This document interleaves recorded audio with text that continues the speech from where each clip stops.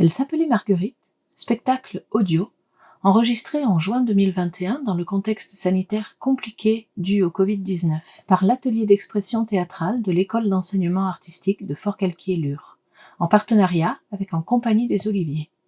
Écrit à partir de témoignages par Jean-Pierre Georges, avec les voix de Anna, Iris, Nina, Colline, Marguerite et Sarah dans leur propre rôle. Gigi dans le rôle de la journaliste et Sophie dans le rôle de la mère. Sur des musiques de Pascal Comelade, arrangées et interprétées par Baptiste et Sarah.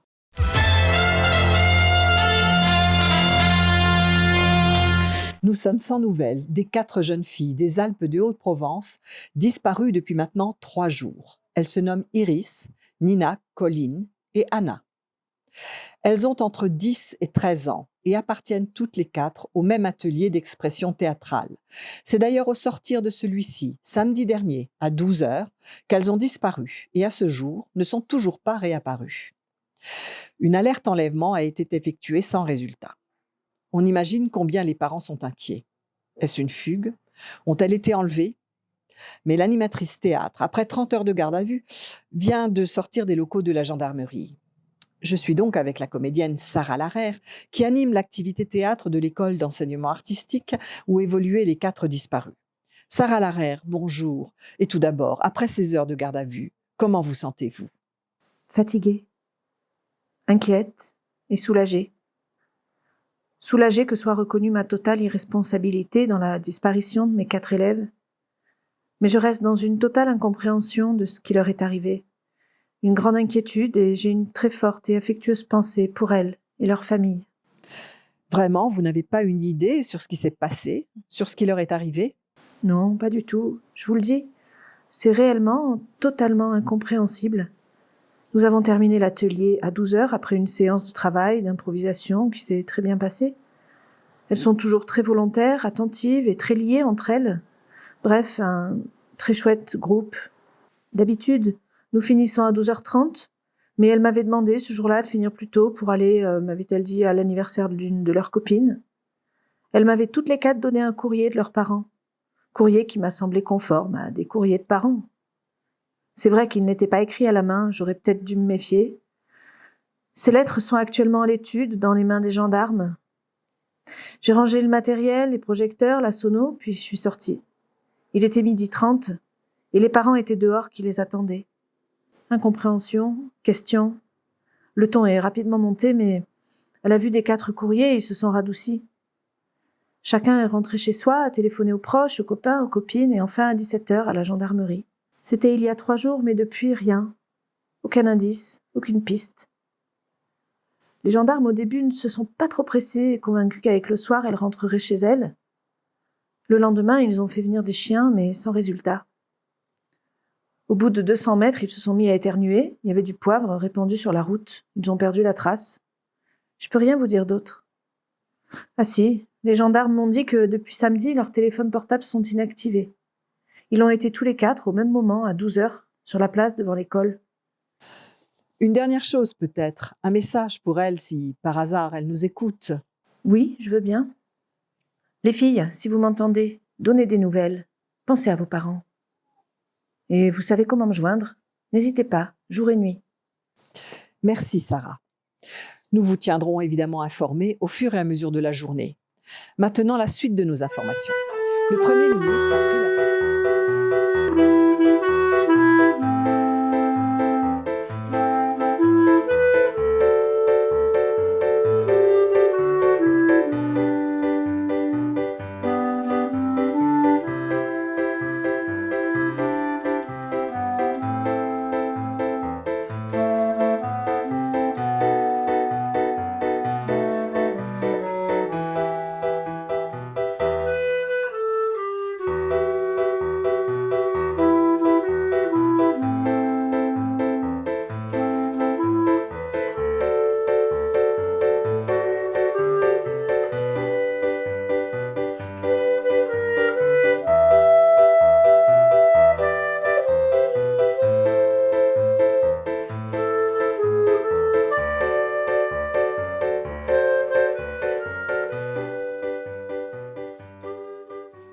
Vous avez entendu, les filles ? Vous êtes sûr que vous voulez continuer? Parce qu'apparemment, vous foutez un sacré boxon dans le Landerneau. Les infirmières et les aides-soignantes ne parlent que de vous. Paraît que toute la ville est sans dessus-dessous. Bien sûr qu'on veut continuer. Hein, les filles? Oui, c'est sûr. Sauf si c'est vous qui nous dites de partir. Vous demandez de partir, oh ben ça risque pas, hein. Jusqu'au bout, on restera. Au bout de quoi? Au bout du bout. Du bout, du bout, du bout.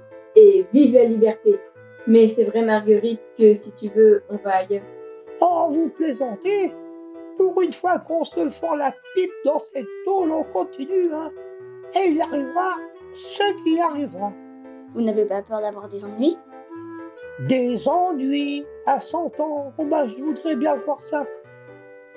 Vous imaginez dans le journal une centenaire et des presque centenaires kidnappent 4 enfants et les cachent dans leur maison de retraite. Enfin, on va un peu causer de nous, nous les oubliés, les grabataires, ceux qu'on ne veut plus voir, les cachés. Ah, bordel de Dieu, mais qu'ils y viennent, non, mais... J'ai résisté aux Boches en 43, je suis revenu de déportation, j'ai la médaille de la résistance, j'ai soutenu les Vietnamiens en 53, le FLN en 62, j'ai fait 68, j'ai échappé aux canicules, alors c'est pas des petits merdeux de poulet à la solde du capital qui vont me faire changer d'avis. Ni Dieu ni maître, à bas la calotte et vive l'anarchie. Mais quand même, vous devriez faire un peu attention. Avec le confinement de Macron, je sais qu'il n'y a pas grand monde dans les couloirs, mais tout de même, il reste bien quelques blouses blanches ou bleues qui traînent. Et bon, vu la vitesse à laquelle ils viennent quand on les appelle, elles sont pas prêtes de vous gauler. En plus, il doit bien y avoir par-ci par-là une ou deux vieilles réactionnaires prêtes à vous vendre contre une barre de chocolat. Des vieux et vieilles collabos qui à tous les coups ont vendu des juifs en 43 contre un rôti, des chaussures ou une douzaine d'œufs. Mais ne vous inquiétez pas, j'ai prévenu la Suzanne. Elle est avec nous. Elle fait le guet sur son fauteuil à la porte de sa chambre au bout du couloir. Si la veilleuse se rapplique, elle chante la Marseillaise. Je devrais dire plutôt, elle beugle la Marseillaise, elle est à moitié sourde. Enfin, si elle se rappelle, parce qu'il y a quand même des jours où elle n'a pas le courant à tous les étages. Ça veut dire quoi le courant à tous les étages? Ça veut dire qu'elle est à moitié gaga, enfin, un coup sur deux, une sorte de courant alternatif. Un jour elle est là, et un jour, eh ben, elle est partie chez le père Alzheimer. Bon, allez, redescendez dans vos appartements. Prenez l'escalier de secours, le passage est libre. Faites attention de ne pas vous faire choper. Au fait, vous avez assez à manger? Regardez dans mon placard. Il y a un saucisson. C'est le Jeannot du rez-de-chaussée qui me l'a donné. Ah, le vieux chien. Il me drague comme une bête. Ah, le voyou, le jeune voyou. Comme si j'allais lui céder pour un saucisson. Pensez donc, c'est un gamin, il n'a que 84 ans. Bon, vous le prenez, mon saucisson? On le prend. Pour l'instant, on a tout ce qu'il nous faut. Merci, on manque de rien. Allez les filles, on y va. Bonsoir Marguerite, bonne nuit, à demain. Allez, à demain les filles. Oh. Ah nom de Dieu, sacré gamine. Bon, allez. Un petit coup de farigoulet, dodo la vieille. C'est la lutte finale.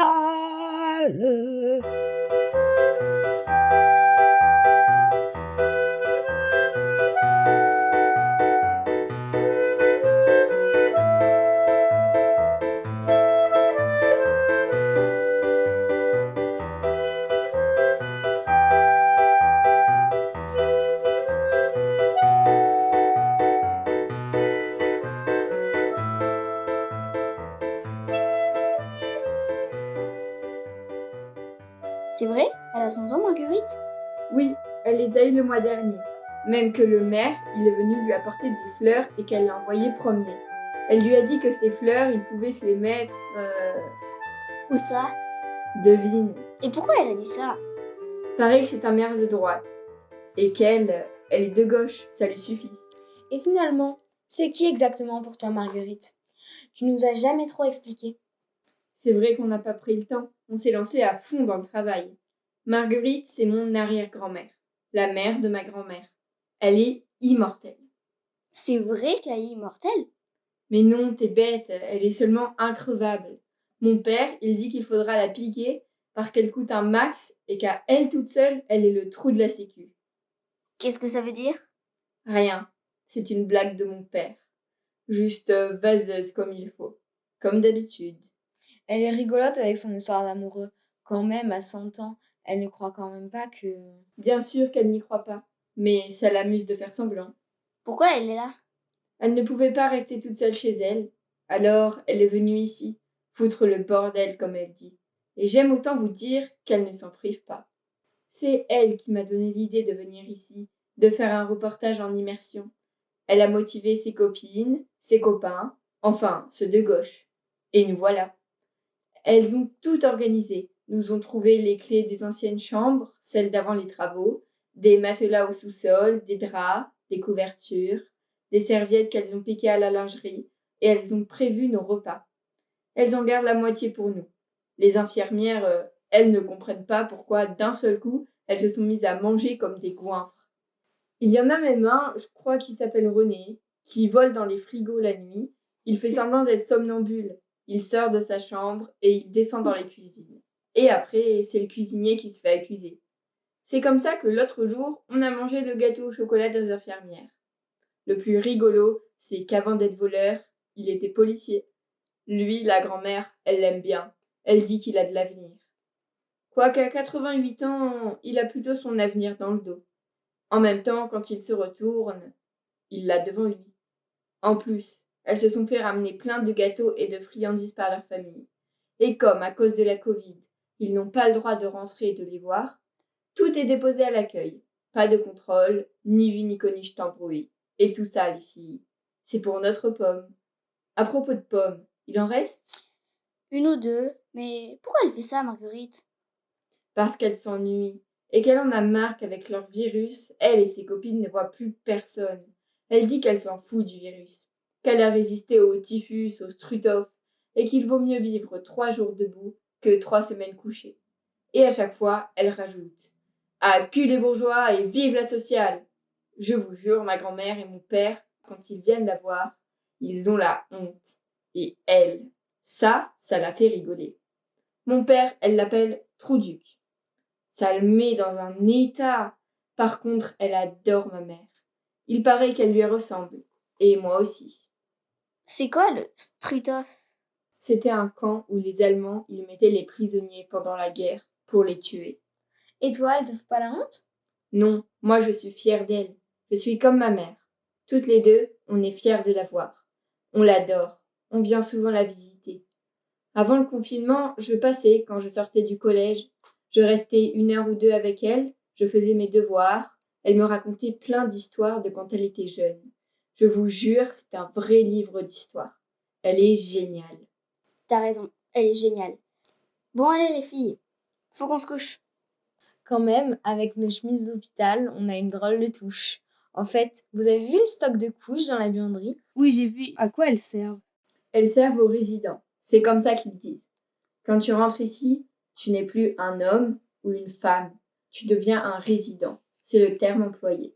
Mais pourquoi ils leur mettent des couches aux vieux? Moi, je crois que c'était pour les bébés, les couches. D'abord, ce n'est pas les mêmes. C'est des grandes tailles.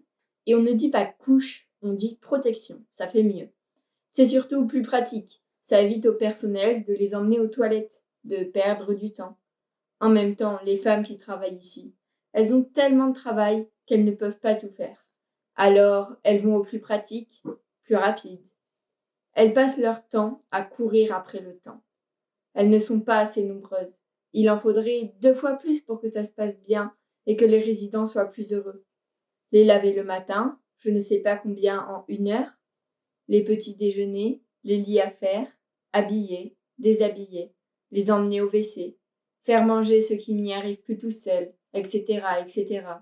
Alors des fois, il y a des vieux qui passent à l'as. Ceux qui ne parlent pas et ne peuvent pas se plaindre. Des fois, ils restent un peu en pyjama toute la journée. Et ça, j'aime autant vous dire que la grand-mère, ça la met en colère et qu'elle le fait savoir. Ici, elle passe pour une casse-pied, une contestatrice. Et elle aime ça.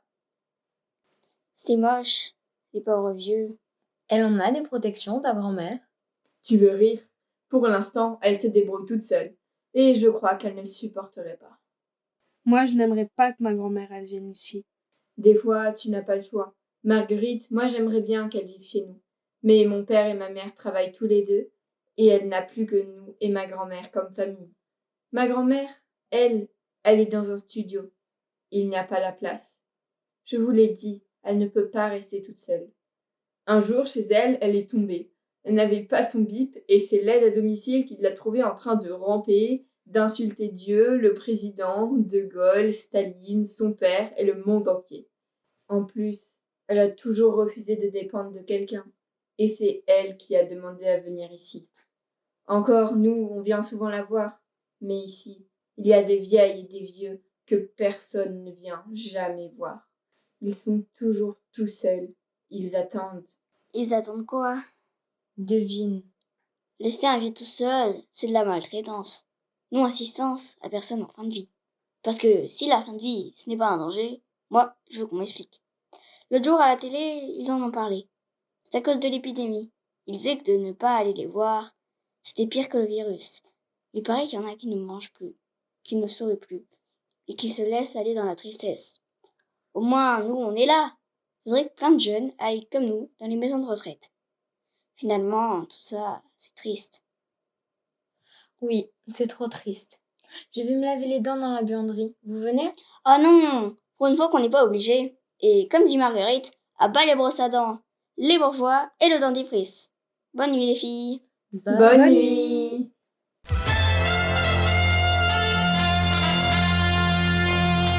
Nous sommes au 4e jour de recherche dans les Alpes de Haute-Provence des 4 jeunes élèves comédiennes disparues.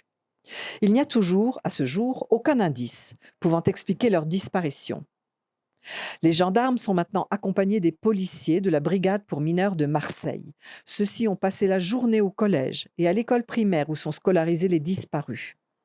Ils n'ont absolument rien appris de nouveau, si ce n'est que les 4 filles suscitaient un énorme courant de sympathie, tant avec leurs camarades qu'avec le corps enseignant.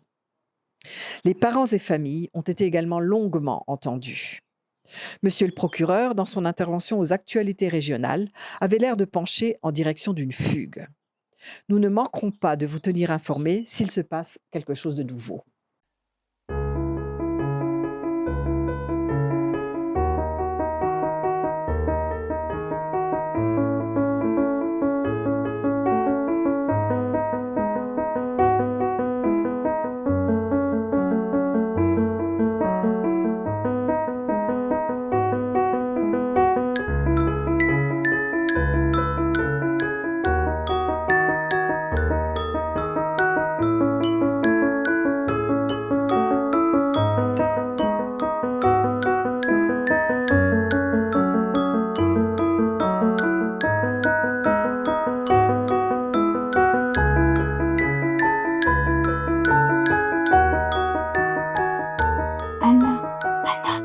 Je dors, je n'arrive pas à dormir. Je n'arrête pas de penser à tout ça. Je ne comprends pas pourquoi tous, ils n'ont pas le droit de recevoir des visites et même de sortir de leur chambre. Ce n'est pas normal puisqu'ils sont vaccinés. À quoi ça sert d'être vacciné alors? Tout à l'heure, avec Iris, on a vu une dame. Elle n'est pas vieille, mais elle a eu un truc dans la tête. Il y a des vaisseaux sanguins qui se sont pétés. Je crois que ça s'appelle un AVC. Et elle a failli mourir. Depuis, elle est à moitié paralysée. Et elle oublie tout au fur et à mesure qu'elle fait les choses. Elle n'arrive pas à marcher toute seule. Il faut lui tenir la main ou le bras. C'est sa voisine qui nous a expliqué. Elle va la voir en douce. Par exemple, elle ne pense pas à manger si elle a faim. Il faut lui dire « Mangez !» Elle ne retrouve même pas toute seule les WC dans sa chambre. Il faut la guider. Même sa table à côté d'elle, elle n'arrive pas à y aller. Alors à elle, ils lui ont mis des protections, qui sont quand même des couches. On a un peu parlé avec elle. Elle n'est pas comme ceux qui ont l'Alzheimer. Elle sait encore plein de choses. Elle connaît des poésies, des histoires, mais elle ne sait pas quel jour et en quelle année on est. Elle se rappelle son mari et ses enfants, mais comme ils n'ont pas le droit de venir la voir, si ça se trouve, elle va tout doucement les oublier. Toute la journée, elle est au coucher ou dans son fauteuil devant sa télé, à regarder toujours la même chose, parce qu'elle ne peut pas se servir de la télécommande. L'autre jour, personne n'a pensé à la mettre en route.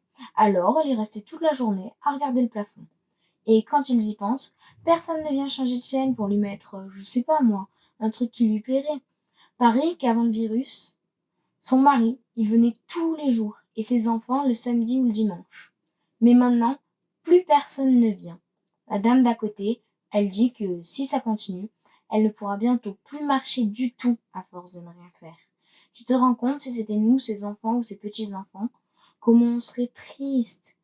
Je trouve que ce n'est pas juste qu'elle et les autres, ils n'aient pas le droit de sortir ou de voir du monde, et même simplement de sortir de leur chambre pour manger ensemble ou pour écouter de la musique ou discuter. C'était bien la peine de nous parler sans arrêt du vaccin et de les vacciner en premier si ça ne sert à rien. Ce n'est pas juste. Je pense tout le temps à elle. Je la vois toute seule qui pleure dans son lit. Ça me rend trop triste. Et c'est pour ça que je n'arrive pas à m'endormir. Tout est tellement triste ici. Ce n'est pas ça la vie. Je sais, ce n'est pas ça la vie. Et c'est pour ça qu'on est là. Allez, n'y pense plus. Écoute, j'ai un truc pour dormir. Compte les moutons. Ou plutôt non, compte les petits vieux. Un petit vieux, deux petits vieux, trois petits vieux, quatre petits vieux. Tu dors? T'aurais pu m'attendre. Bon, bah il ne me reste plus qu'à compter à moi aussi. Un petit vieux, deux petits vieux, trois petits vieux, quatre petits vieux.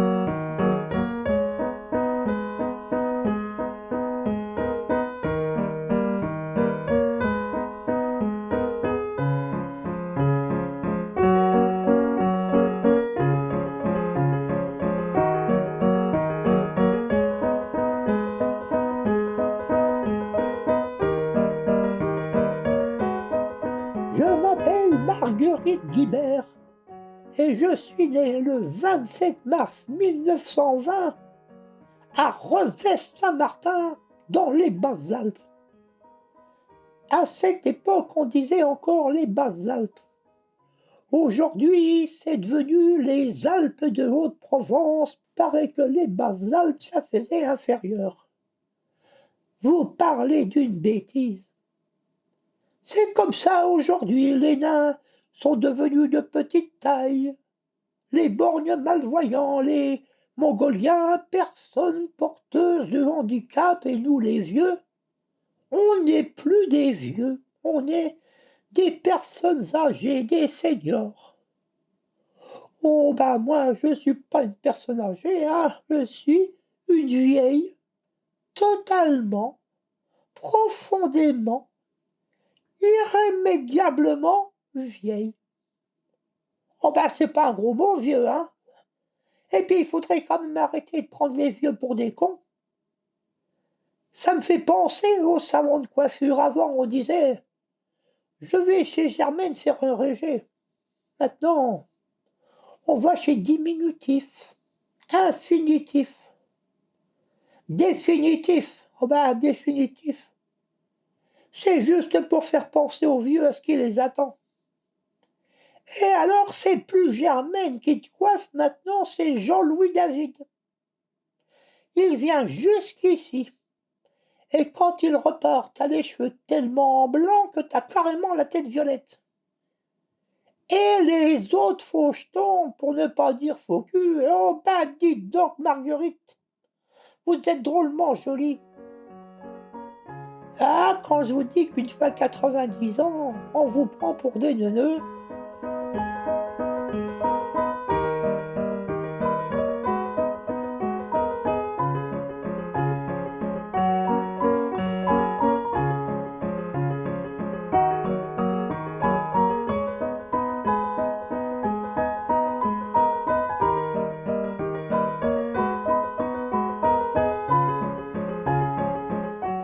Anna? Anna, réveille-toi. Il y a quelqu'un qui siffle dans l'escalier. Qu'est-ce que tu dis? Il y a quelqu'un qui siffle dans l'escalier. T'inquiète, c'est le plombier, c'était prévu. Marguerite me l'avait dit. Il règle le chauffage. Et dans tous les cas, il ne peut pas venir ici. Elle a fait piquer les clés par son soupirant, nous les a données, et il n'y en a pas d'autres. Et finalement, c'est quoi ici? C'est des anciennes chambres, du temps de je ne sais pas quand. Ils les ont condamnées. Elles n'étaient plus aux normes, et elles donnent direct sur l'escalier de secours. Personne n'y vient jamais. Et nous, ça nous arrange. Ici, ils ne sont pas près de nous trouver. On va pouvoir continuer notre boulot tranquillement. Vous êtes sûr qu'on ne va pas avoir des problèmes? Moi, j'ai quand même un peu la trouille. Des problèmes? C'est sûr qu'on va en avoir. On va se faire pourrir. Mais dans la vie, on n'a rien sans rien. Et puis, on s'en fout. Quand on sortira notre film, vous verrez les parents, ils seront fiers de nous. À tous les coups, on passera à la télé. Parle pour toi, tes parents ils sont cool, comme ceux d'Anna, mais les miens, ce n'est pas pareil. Déjà, quand j'arrive avec un quart d'heure de retard du théâtre ou de l'école, mon père me dit « Où t'étais? Qu'est-ce que tu faisais? Et avec qui ?» Alors vous imaginez une semaine sans rentrer, avec tous les policiers de la région à nos trousses? Moi, c'est pareil. Mon père, lui, c'est les garçons. Dès qu'il me voit parler à un garçon, ça le rend fou. Qui c'est celui-là? Qu'est-ce qu'ils font, ses parents? Il a des bonnes notes? Il a l'impression que j'ai 18 ans. Alors que mon frère, lui, il fait tout ce qu'il veut. Il sort, il voit ses copains, ses copines, la belle vie, quoi. C'est vrai qu'il sort avec Amandine, la sœur de Margot? Oui, ça fera un mois dans 3 semaines. N'empêche que quand on va sortir, on va sûrement s'en prendre une. Dans la vie, on n'a rien sans rien. Et pensez à tous nos vieux là qui comptent sur nous pour dénoncer ce qu'ils vivent. Allez, on ne se décourage pas. On est des lanceuses d'alerte, oui ou non? Tu as raison, il ne faut pas se décourager. Ce que l'on fait là, personne ne l'a jamais fait. On est des lanceuses d'alerte. Mais il faudrait quand même trouver un moyen de leur dire qu'on n'est pas aux mains d'un pédophile et que dans quelques jours on sera à la maison. Ou à la télé. Oh les profs, la tête qu'ils vont faire. On se calme les filles, on se calme. On n'est pas là pour se faire mousser. On est là pour dénoncer la condition de vie des vieux dans notre société. Des très vieux, ceux que plus personne n'écoute et qui viennent crever tout seuls sans personne pour les aimer. On ne dit pas crever, on dit mourir. Tu as raison, moi ça m'énerve de voir ça.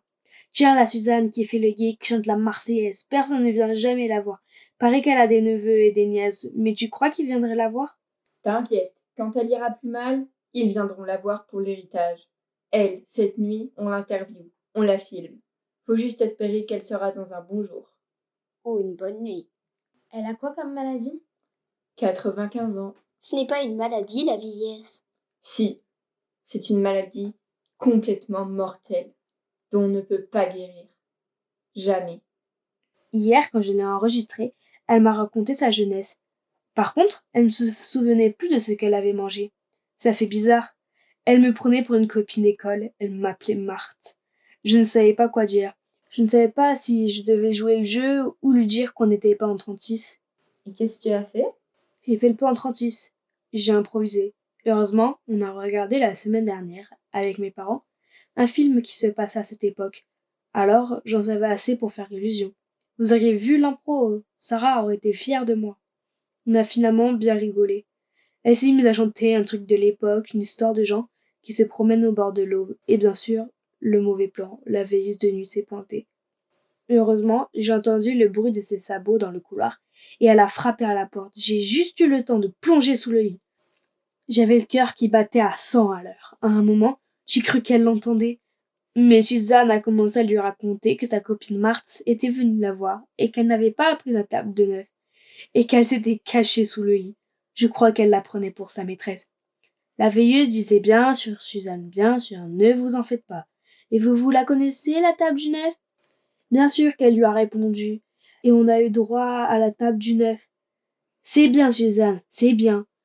Je me disais, on va tous taper. Les tables en intégrale, les règles de ce con de participe passé que ça accorde avec je ne sais plus qui et je ne sais plus où. J'ai eu l'impression que ça durait 1 heure. J'avais envie de faire pipi. Et d'un seul coup, Suzanne s'est mise à ronfler et la veilleuse est repartie. Je vous jure, j'ai perdu 1 kilo, mais j'ai tout enregistré. Bravo, beau travail. Mais on a eu chaud. Il faut vraiment que l'on fasse attention. Une qui enregistre et les autres qui guettent. En fait, ça dépend des veilleuses. Par exemple, la Karine, celle qui a les cheveux rouges. Elle ne bouge presque pas de la nuit. L'autre nuit, elle a regardé presque tout le temps des vidéos sur sa tablette dans le bureau des infirmières. J'aime autant vous dire que, quand c'est elle, les yeux, ils peuvent mourir tranquilles. Alors que la nouvelle là, elle est hyper consciencieuse. Elle passe sans arrêt dans les chambres. Elle demande « Vous dormez, Madame Guibert ?» Et du coup, elle la réveille. Et bien sûr, Madame Guibert lui dit d'aller se faire voir chez les Grecs. Elle aime bien envoyer les gens en Grèce. Au moins, elle s'en occupe. Elle les fait rigoler. Elle leur dit des choses gentilles. Elle s'intéresse à leur vie. Et elle, au moins, elle frappe avant d'entrer dans les chambres. Et elle ne leur dit pas papy ou mamie. L'autre jour, il y en a une qui a appelé Marguerite mamie. Elle lui a dit « Elle t'emmerde la mamie. Moi, c'est Madame Guibert ou Marguerite. À la rigueur, Madame Marguerite. » Quoique ça fait un peu... Elle n'a pas voulu me dire ce que ça faisait. Elle m'a dit « T'es trop jeune. » Bon, on monte? Qui on filme ce soir? Il en faudra encore 2 ou 3. Ce serait bien qu'on prenne encore un homme. On n'en a pas beaucoup. Normal, ils sont moins nombreux. Si bien connu, les femmes vivent plus vieilles. On pourrait choper l'amoureux de Marguerite. Elle lui a demandé. Il ne peut rien lui refuser. En plus, lui, comme il est au rez-de-chaussée, on devrait pouvoir passer par la fenêtre. Tu crois qu'il y a des choses à dire parce que, d'après Marguerite, il n'est pas trop futé. Là, je vais te dire que si on commence à tenir compte de ce que dit Marguerite, on n'interviewe personne. Parce qu'elle est la plus grande langue de vipère de toute l'institution. Tu dis langue de vipère, moi je dirais plutôt comme notre voisin, langue de pute. Il dit toujours ça en parlant de la mère de sa femme. Ça revient au même. C'est juste une histoire d'éducation. Chez nous, on ne dit pas de mots grossiers. C'est comme ça. Bordel à cul, comme dirait Marguerite. Chez nous non plus, on en dit presque pas, sauf mon père. Il dit toujours grossier, mais jamais vulgaire. Manquerait plus que ça, nom de Dieu. Bon allez, on y va. L'équipe de jour est partie, il n'y a presque plus personne. Iris et Nina, vous vous occupez du repas. Nous, on va essayer de filmer Jeannot avant qu'il ne s'endorme. Ou alors, on enregistre des ronflements. Après, vous nous rejoignez chez la nouvelle. Elle nous attend. Elle est d'accord pour être filmée. Comment elle s'appelle? Madeleine. Elle était institutrice, je crois que ma mère l'a eue. Elle est plus jeune? Oui, 75 ans. Elle est veuve, elle n'a pas eu d'enfant. Il lui reste que des neveux et nièces qui attendent qu'elle meure pour hériter. Elle a la tremblote. Je crois qu'elle a la maladie de Parkinson, un nom comme ça.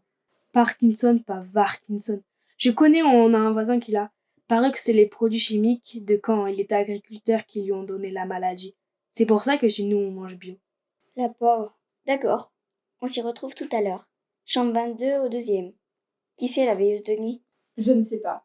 Donc, faites attention. Ce n'est pas le moment de se faire prendre. Pas de problème. À tout à l'heure et toutes pour une. Une pour toutes. Je suis quand même contente qu'on termine notre reportage. Je suis contente et pas contente en même temps. On est bien toutes les 4, ensemble. Mais moi, j'ai mes parents qui me manquent. Surtout mon petit frère. J'ai peur que je leur manque trop. Au début, quand Anna nous a proposé de venir avec elle, je ne savais pas si je devais. Mais elles ont insisté toutes les 3. On s'est partagé le travail de préparation. Moi, je me suis occupée du poivre pour les chiens policiers. J'avais vu ça dans Tintin et le sceptre d'Ottokar. Quand Tintin, il est poursuivi par les bordures qui veulent détrôner le roi. Je n'étais pas sûre que ça marche. J'ai demandé à la toiletteuse quand on y a amené Papouille, notre petite chienne. Elle m'a dit qu'effectivement, le poivre empêchait les chiens de sentir. J'ai testé une petite dose sur Papouille et elle a éternué pendant un quart d'heure. Alors pour les chiens policiers, j'ai versé la poivrière sur la route avant le cours de théâtre et ça a marché. Heureusement qu'il n'a pas plu. Les mousquetaires, aussi, c'est moi qui ai eu l'idée. Tous pour un pour tous. Anna, Athos, elle, préparée avec la grand-mère. Colline, Aramis, s'est occupée du matériel pour enregistrer. Elle l'a piqué à son père. Elle a dit qu'il ne s'en apercevrait pas. Nina, Porthos, a organisé notre disparition, les fausses lettres des parents et l'arrêt de nos téléphones. Et moi, D'Artagnan. Le mercredi après-midi, on se retrouvait un coup chez Anna, un coup chez Colline, et on faisait semblant de jouer à 10 jeux de société. Les parents étaient super contents que l'on joue ensemble et qu'on ne regarde pas la télé ou nos tablettes. On n'en a parlé à personne. Des fois, j'avais envie de le dire à Justine. C'est une copine de classe. Mais si on le dit à une personne, elle le répétera à une autre, qui le dira à une autre, et tout le monde finira par savoir. D'ailleurs, on a juré. Mais quand même, sacrée aventure. Bon allez, j'y vais.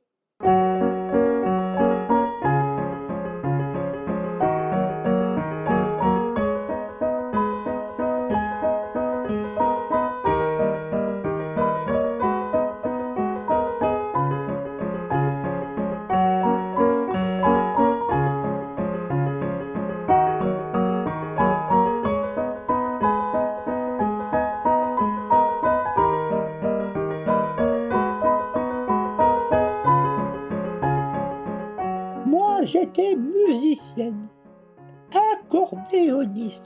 Oh, tant que j'ai pu jouer, j'ai joué. Et puis un jour, mes doigts m'ont trahi. Ils sont devenus tout raides et ils se sont déformés. Mon accordéon, c'est Nathalie, ma petite fille, qui en joue. Elle fait comme moi, musicienne, artiste. Oh, j'ai eu une vie bien remplie. Hein. J'ai eu 2 enfants, des jumeaux, un garçon et une fille, Pierre et Juliette. Je les ai élevés toutes seules. Fille-mère, on disait à cette époque-là. Alors, je suis parti du Revest et je suis allé vivre à Paris. C'était plus facile. Aujourd'hui, il me reste ma Juliette. Elle est veuve depuis une dizaine d'années. Ma petite fille Nathalie, musicienne comme moi. Et Anna, la petite dernière de la lignée qu'elle a avec nous en ce moment. Ça fait 4 jours maintenant qu'elle est là avec ses copines. Elles sont clandestines et moi, ça me rappelle la résistance. Ça fait du bien de voir qu'il y a encore des gamines qui se bougent la vie. Oh, elle n'a peur de rien. Hein. Quand elle venait me voir avant qu'on nous interdise des visites, elle me promenait dans les couloirs, m'emmenait fumer en cachette aux toilettes, m'amenait des petites bouteilles de farigoule que je lui faisais goûter et ça la faisait rigoler. On faisait des courses de fauteuil, elle me chantait des chansons. Je lui ai appris l'international, ça fait râler son père. Je me suis toujours demandé ce que ma Nathalie, sa mère, faisait avec un outil pareil, mais bon, ça ne me regarde pas. Des fois, la petite, elle a beau n'avoir que 14 ans. Ça ne m'empêche pas de faire des remarques au personnel, je vous le dis. Elle ne craint personne. Tout à fait moi à son âge. Alors, après, ils se vengent. Ils me font manger froid. Mais je m'en fous. Je les enquiquine. Je les sonne sans arrêt pour rien. Des fois, ils ne se rendent pas compte. Ils nous parlent pas bien. Ils sont pas polis, pas respectueux. Ils sont pas méchants, mais il y a des jours où ils oublient qu'on est des personnes et pas des objets de soins. C'est pour ça qu'il faut rien lâcher. Et dans 50 ans, c'est peut-être eux qui seront là à ma place.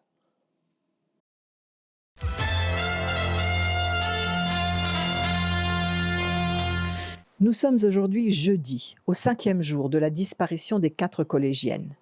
Un petit rappel, samedi dernier, au sortir de leur cours hebdomadaire de théâtre, elles se sont comme évaporées. À ce jour, aucun indice, aucune hypothèse ne peuvent être avancées. Nous avons rencontré la maman de l'une d'entre elles. Elle a bien voulu répondre à nos questions. Vous êtes la maman d'Iris. Comment vivez-vous cette situation ? C'est difficile. À la fois, nous sommes très inquiets, mon mari et moi, comme tous les autres parents. Et en même temps, je suis sûre qu'elles vont réapparaître et que rien de grave ne leur est arrivé. Ces 4-là, elles sont solides. Vous savez qu'entre elles se surnomment les 4 mousquetaires. Les gendarmes et les policiers de Marseille n'ont rien trouvé. Ils ont interrogé leurs autres copines et copains. Ils ont fouillé leur ordinateur, relevé tous leurs anciens SMS, mais rien. Aucun indice. Tous les soirs, on se retrouve entre parents et famille et on essaye de garder le moral. Chacun selon ce qu'il est, fait comme il peut. Beaucoup de solidarité s'est installée entre nous. Nous attendons, nous espérons. Un petit mot encore? Oui, bien sûr. Iris, Nina, Colline, Anna, si vous m'entendez, je ne sais pas où vous êtes, mais vous nous manquez. Je vous assure que l'on vous attend jour et nuit, et soyez rassurés, vous serez bien accueillis. On vous aime, on vous attend. Elle est super, ta mère. Je sais. Mais qu'est-ce qu'on fait maintenant? Comment ça, qu'est-ce qu'on fait? On a fini, non? On rentre. Ben non, on n'a pas fini. On avait dit 1 semaine et on est là que depuis 5 jours. Reste encore 2 jours. On a filmé tout ce qu'on voulait. C'est ce que l'on avait prévu. C'est vrai, elle a raison. Je ne vois pas pourquoi on reste encore. Et puis moi, j'en ai marre. Je veux rentrer chez nous. 2 jours, ce n'est pas beaucoup, 2 jours. On pourrait reprendre 1 ou 2 interviews. Et on est bien là, toutes les 4, sans parents, sans prof. Et en plus, je vous rappelle que si ça se trouve, notre reportage va avoir le prix Pulitzer des jeunes journalistes. Ça vaut le coup, non? Je trouve qu'on en a fait assez. Je vais arrêter et rentrer chez nous. Hier, à la radio, j'ai entendu ma mère et ton père, Nina. Ma mère, elle pleurait. Je veux rentrer. Tu as entendu? La mère d'Iris. Elle n'a pas l'air de trop flipper. Et puis, ils se retrouvent tous les soirs. C'est grâce à nous. Ce n'est pas rien tout de même. Si ça se trouve, ils vont rester potes. Écoutez, dans la vie, on ne peut pas faire d'omelette sans casser des œufs. Nos familles, c'est ce que l'on appelle des dommages collatéraux. C'est comme ça qu'on dit. Pour tous ceux que l'on a interviewés, on n'a pas le droit d'arrêter. Ils nous ont fait confiance, on ne peut pas les décevoir. Elle a raison. Allez, un jour encore, rien qu'un jour, un tout petit jour. On termine et on rentre à la maison, se faire pourrir. Allez, dites oui. C'est facile pour toi, Anna. Tes parents, si ça se trouve, ils vont te féliciter, alors que moi, je vais me retrouver punie, sans téléphone, sans tablette, sans le droit de sortir. Au moins, ça servira à quelque chose. Tu seras moins bête parce que tu es tout le temps sur tes écrans. Et ça, c'est sûr que ça te rend bête. Parce que toi, tu n'es pas bête peut-être avec tes cours de danse classique, ton tutu et des chaussons roses. Tu n'es pas bête, tu es ridicule. Moi, je préfère regarder mes écrans que de m'exhiber comme une truie qui danse. Tu sais ce qu'elle te dit, la truie? Arrêtez, on va vous entendre. Et ce n'est pas la peine de vous dire des méchancetés. Moi, je suis d'accord pour encore un jour et on rentre. D'accord, Colline? Je ne sais pas, elle m'a traitée. Et toi de truie, c'est pareil. Allez, faites la paix. Plus qu'un jour, c'est promis. Ce soir, on se fait une super bouffe. Petite fiesta avec Marguerite. Elle a bien mérité, vous ne croyez pas? Et demain matin, on réapparaît devant l'école de musique à 12h30, comme si rien n'était arrivé. On se tape nos parents, les gendarmes, les journalistes, et on diffuse nos interviews sur tous les réseaux. C'est super, non? N'empêche qu'elle m'a quand même traitée. Et elle de truie? Qu'est-ce que tu décides, Colline? Si elle s'excuse, je reste. La truie te prie de bien vouloir l'excuser. La traitée accepte des excuses. Super. Allez, embrassez-vous. Ce soir, c'est Karine la veilleuse. On va pouvoir être tranquille. On fait le tour de tout le monde pour dire au revoir et hop, une petite bouffe. Qu'est-ce qui nous reste pour notre petit réveillon? Attends, je regarde. Du coca, des cookies, le saucisson dragueur, des vaches qui rient, 2 crèmes caramel, une petite bouteille de Farigoule, des yaourts aux fruits mixés, dégoûtants, du pain de ce matin, des haribots, un concombre entamé et des golden pour la diététique. Classe la diététique. Vous allez voir les boutons qu'on va se taper la semaine prochaine. Les garçons vont bien rigoler. Bon, je monte voir Marguerite pour la prévenir.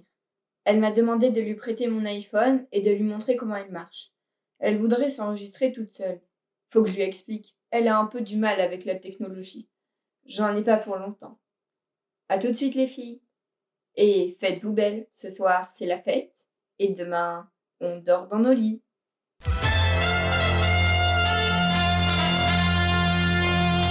Dernière nouvelle. Les 4 jeunes filles disparues mystérieusement dans les Alpes de Haute-Provence depuis samedi dernier ont réapparu tout aussi mystérieusement, là où elles avaient disparu à la même heure, exactement au même endroit.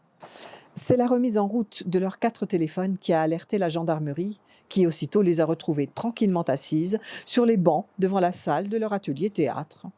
Elles sont apparues souriantes, coiffées, détendues, comme si de rien n'était, comme si elles sortaient de leur cours de théâtre ou comme à un retour de vacances.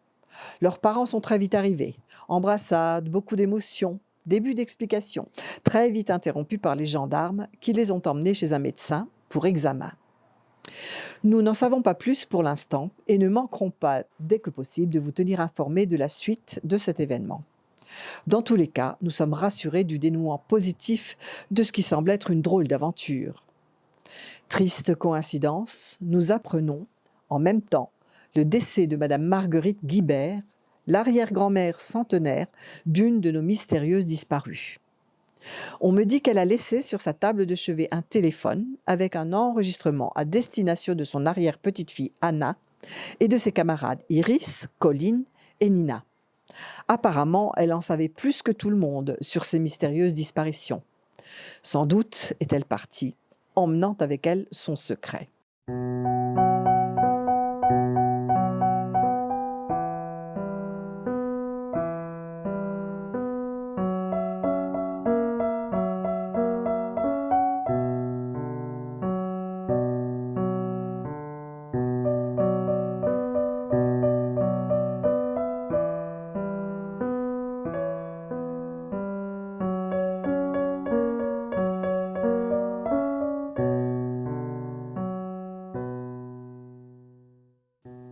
Ma petite Anna, mes chères petites, notre aventure se terminait. Il est temps pour moi de partir retrouver tous ceux que j'ai aimés et qui m'ont bien trop tôt quitté. Je me sers de ton téléphone, ma petite Anna. J'espère que ça va marcher et que je ne me trompe pas de bouton. Je voudrais vous dire que grâce à toi, à vous quatre, j'ai vécu une des plus belles semaines de toute ma vie. Ce que vous nous avez apporté, votre jeunesse, votre attention à nous les vieilles croûtes et vieux croûtons, votre joie de vivre, votre courage, tout cela me permet de partir sereine, heureuse. Tout ce que vous avez fait, enregistré, filmé, il faut que vous le fassiez passer sur vos Facebook ou je sais quoi. Il faut que tout le monde sache que la vieillesse, c'est pas une maladie. Ça s'attrape pas comme n'importe quel virus ou microbe. Nous, les vieux, nous sommes une des plus grandes richesses de notre société et personne ne semble le savoir ou le voir. Des fois, on nous traite mal, on nous oublie ou parfois on nous prend notre pognon dans des établissements au nom de fleurs qui ne sentent pas toujours la rose. Nous les vieux, nous ne sommes pas un marché, nous sommes des personnes sensibles, fragiles. Nous ne coûtons rien, nous apportons, alors allez-y, dites-leur. Mes chères petites, je suis très fier de vous avoir connues. Oh, j'espère que vos parents ne vont pas trop vous gronder et que les chaussettes à clous. C'est comme ça que j'appelle les gendarmes, se montreront compréhensifs, ce qui n'est pas gagné à mon avis. Bon, mais si ce n'est pas le cas, je viendrai toutes les nuits les persécuter et les hanter pendant leur sommeil. Bon, ben voilà. Ça fait 100 ans qu'entre chagrin et bonheur, je me promène, alors il est temps que ça s'arrête, hein, tant que j'ai ma tête. Et avant que je me fasse dessus. Je vais y aller. Direction le paradis où je vais sans doute leur foutre un beau bordel.